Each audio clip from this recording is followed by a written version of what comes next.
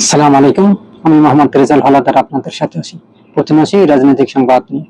শেখ হাসিনাকে ফেরাতে বাংলাদেশ কতটা চাপ দেবে, কি করবে ভারত? কেবল আইনি বাধ্যবাধকতার উপর নয়, ভারতের চূড়ান্ত সিদ্ধান্ত বেশি নির্ভর করেছে ভূ রাজনৈতিক বিবেচনার উপর, বলছেন ভারতের সাবেক রাষ্ট্রদূত প্রভু দয়াল। জুলাই গণ অভ্যুত্থানের মানবতা বিরোধী অপরাধ সংগঠনের দায়ে দোষী সাব্যস্ত হয়ে মৃত্যুদণ্ড পাওয়ার পর দিল্লিতে অবস্থান করা সাবেক প্রধানমন্ত্রী শেখ হাসিনাকে ফেরত দেওয়ার ক্ষেত্রে ভারত কি পদক্ষেপ নেবে, সেই প্রশ্ন সামনে এসেছে। শেখ হাসিনাকে ফেরত পেতে বাংলাদেশ কতটা চাপ দিতে পারবে ভারতকে, এমন আলোচনাও চলেছে।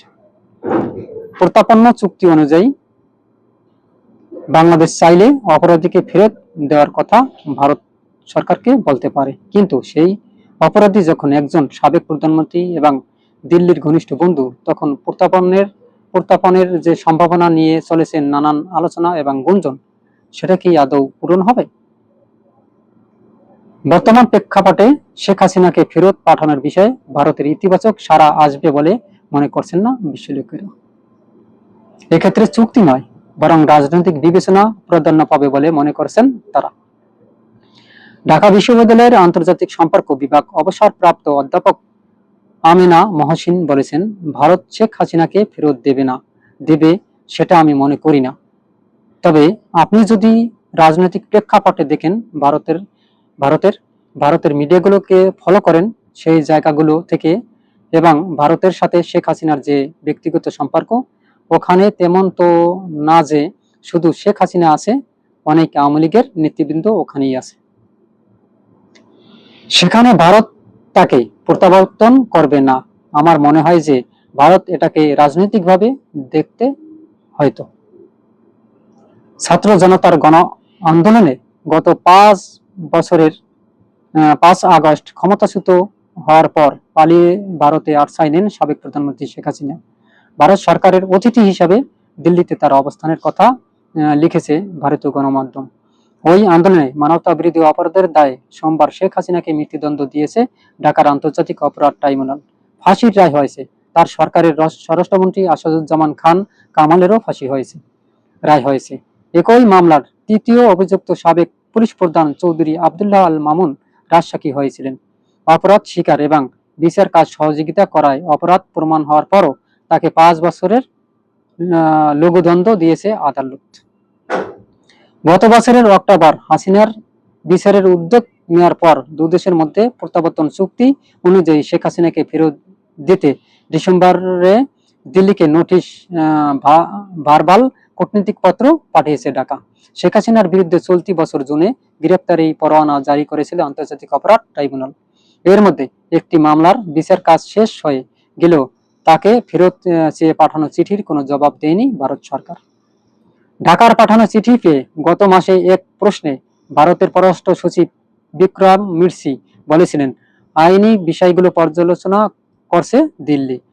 সোমবার জুলাই আন্দোলনে মানবতা বিরোধী অপরাধে ফাঁসির সাজা হওয়ার পর শেখ হাসিনা ও আসাদুজ্জামান খান কামালকে আবারও ফেরত পাঠানো আহ্বান জানিয়েছে বাংলাদেশ সরকার।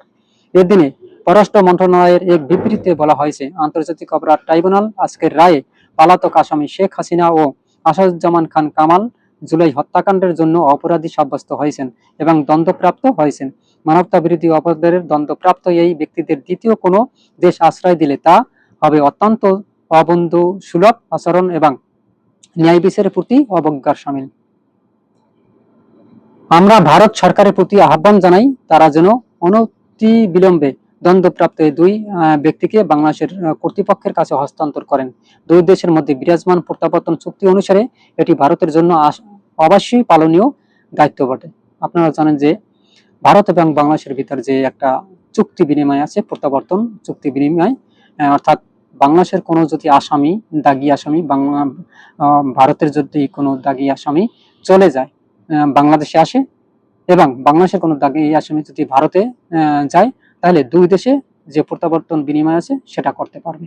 কিন্তু ভারতের কোনো দাগী আসামি আসছে, বাংলাদেশে অনেকেই আসে, আমরা দিয়ে দিয়েছি, কিন্তু বাংলাদেশের কোনো দাগী আসামি যদি বাংলাদেশে চলে যায়, যদি ভারত সেই শর্ত অনুযায়ী তাদের দেওয়া উচিত বলে অনেকে ধারণা করছেন। কিন্তু এই রায়ের যে এই প্রত্যাবর্তন চুক্তি অনুসারে সাবেক প্রধানমন্ত্রী শেখ হাসিনা এবং আসাদুজ্জামান খান কামালকে চাওয়ার একটা বিভিন্ন পেপার পত্রিকায় লেখালেখি হচ্ছে এবং এখন বর্তমানে এটা ট্রেন্ডিং ইস্যু হয়ে গেছে। সুপ্রিয় দর্শক, আসলে আপনারা কি মনে করেন, ভারত কি সেই চুক্তির বিনিময়, প্রত্যাবর্তন চুক্তির বিনিময় কি বাংলাদেশকে দেবে সাবেক প্রধানমন্ত্রী শেখ হাসিনাকে ও আসাদুজ্জামান কামালকে?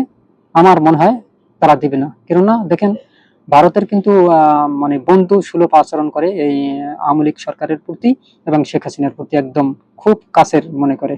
অতএব আমার মনে হয় না যে তারা এই চুক্তি মেনে নেবে। তবে স্বাক্ষর অনুযায়ী তাদের কিন্তু মানা উচিত বলে আমরা সবাই মনে করি। তাহলে যদি তারা না মানে, কিন্তু পরবর্তীতে যদি বাংলাদেশ না মানে, তাদেরও কিন্তু করার কিছু থাকবে না। সুপ্রিয় দর্শক, আপনারা কি মনে করেন? যে চুক্তি বিনিময় ওটা কিন্তু বাতিল, মানে ছিঁড়ে ফেলা যাবে, কোনো ব্যাপার না। যাই হোক, আর রায়ের পর অন্তর্বর্তীকালীন সরকারের পররাষ্ট্র উপদেষ্টা তৌহিদ হোসেন এবং আইন উপদেষ্টা আসিফ নজরুল বলেছেন, হাসিনাকে ফেরত চেয়ে আবারও দিল্লিতে চিঠি পাঠাবে সরকার। প্রত্যাবর্তন চুক্তির পাশাপাশি ইন্টারপোলের মাধ্যমে পলাতক শেখ হাসিনা ও কামালকে ফেরত আনার প্রচেষ্টা চালানোর কথা সেদিন বলেছেন প্রধান কৌশলী তাইজুল ইসলাম। শেখ হাসিনাকে প্রত্যাবর্তন ক্ষেত্রে ভারতের চিঠি পাঠিয়ে আলাপ আলোচনার চালু রাখাকে একমাত্র পথ মানছেন সাবেক রাষ্ট্রদূত Munshi Faiz Ahmed. Bangladesh institute of international and স্ট্র্যাটেজির BIISS সাবেক এই চেয়ারম্যান বলেন, বাংলাদেশের অন্য কারো সাহায্য নিয়ে কিছু করবে সেটা সম্ভব না, খুব কম। সুতরাং যেটা দ্বিপাক্ষিকভাবে ভারতের সাথে আলাপ আলোচনা করে, ভারতকে চিঠি পত্র লিখে যদি চেষ্টা করে, সেই চেষ্টা তারা করতে পারে, কিন্তু চেষ্টার ফলাফল কি হবে সেটা নিয়ে যথেষ্ট সন্দেহ আছে। যে কোনো ইতিবাচক ফল আসবে কিনা সেটা নিয়ে কিন্তু একটা সন্দেহ আছে। সুপ্রিয় দর্শক, আমরা যেটা বলেছি আর কি। আর যদি ভারত মনে করে যে তারা যদি না দেয়, তাহলে কিন্তু বাংলাদেশ হয়তো বা ভারতের সাথে বাড়াবাড়ি করে আমরা পারবো না, কারণ তারা কিন্তু একটা বড় দেশ, এটা কিন্তু মাথায় রাখতে হবে। তবে চুক্তি অনুযায়ী হয়তোবা যদি তারা দেয় তাহলে চুক্তি থাকবে, আর যদি চুক্তি না দেয় তাহলে প্রত্যাবর্তন চুক্তিটি কিন্তু ছিঁড়ে ফেলা হবে এবং বাতিল বলে গণ্য হবে।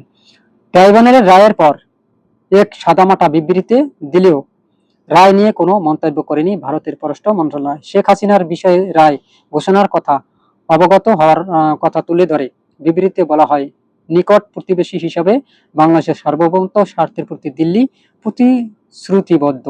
শান্তি, গণতন্ত্র, অন্তর্ভুক্তি এবং স্থিতিশীলতার মিশলে সেই স্বার্থ এগিয়ে নিবে সব অংশীজনের সঙ্গে গঠনমূলকভাবে আলোচনায় সম্পৃক্ত হওয়ার ইচ্ছার কথা বলা হয় ওই বিবৃতিতে।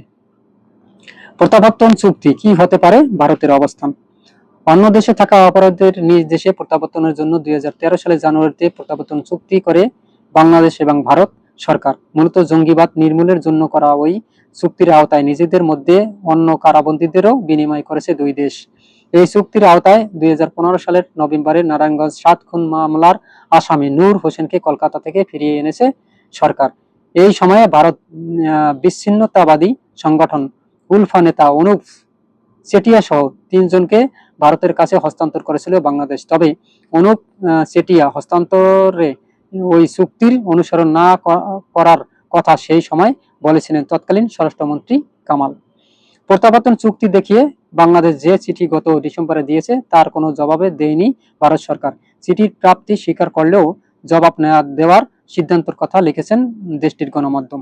আবার অভিযোগে রাজনৈতিক চরিত্র থাকলে প্রত্যাবর্তন অনুরোধে সাড়া না দেওয়ার কথা বলা আছে চুক্তির 6 নম্বর ধারায়। দিল্লি সেই ধারাটি ব্যবহার করতে পারে বলে ধারণা দিয়ে আসছেন ভারতের বিশেষজ্ঞরা। ফাঁসির দণ্ড পাওয়া শেখ হাসিনা বলে আসছেন, তার বিরুদ্ধে এই রায় পক্ষপাতমূলক এবং রাজনৈতিক উদ্দেশ্য প্রণীত।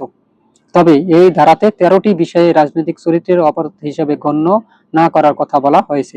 এর মধ্যে রয়েছে বহুপাক্ষিক চুক্তিতে বিবেচিত অপরাধ, হত্যা, হত্যার উস্কানি, জীবন ও সম্পদের ক্ষতি করে এমন বিস্ফোরক প্রভৃতি। জুলাই অভ্যুত্থানের ড্রোন, হেলিকপ্টার, প্রাণঘাতী অস্ত্র ব্যবহার নির্দেশ, চানখারপুলের 6 জনকে হত্যা, আশুলিয়ায় 5 জনকে হত্যার পর পোড়ানো এবং একজনকে জীবিত অবস্থায় পোড়ানো 3 অভিযোগে মৃত্যুদণ্ডের সাজা হয়েছে শেখ হাসিনার। প্রত্যাবর্তন চুক্তির 7 ধারায় বলা হয়েছে, যে দেশের কাছে কোনো ব্যক্তির প্রত্যাবর্তন অনুরোধ করা হয়েছে, ওই ব্যক্তি যদি প্রত্যাবর্তন নিয়ে ওই দেশের আদালতে যায়, মামলা চলাচল প্রত্যাবর্তন হবে না। সেদিকে ইঙ্গিত করে ভারতীয় সংবাদ মাধ্যম ফার্স্ট পোস্টে এক কলামে সাবেক কূটনীতির প্রভু দয়াল লিখেছেন, যে কোনো প্রত্যাবর্তন অনুরোধ ভারতের আইনি প্রক্রিয়ার মধ্য দিয়ে যাবে। শেখ হাসিনা হয়তো আদালতের সেটা চ্যালেঞ্জ করতে পারেন, যে প্রক্রিয়ায় দীর্ঘ সময় লেগে যাবে। সব মিলিয়ে প্রত্যাবর্তন খুব অসম্ভব একটা ব্যাপার। সুপ্রিয় দর্শক, আপনারা কি মনে করেন? আজ এ পর্যন্তই। যদি ভালো লাগে ভিডিওটি লাইক ও শেয়ার করবেন এবং RS বাংলা নিউজ 24 কে সাবস্ক্রাইব করুন। এরকম নিত্য নতুন ভিডিও পেতে বেল বাটন অন করুন। আজ এ পর্যন্তই। আসসালামু আলাইকুম।